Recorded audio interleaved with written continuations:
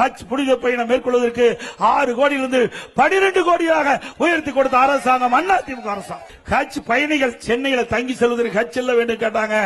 அதற்காக 15 கோடி ரூபாய் நிதி ஒதுக்கீடு செய்யப்பட்ட அரசாங்கம் அதிமுக அரசு.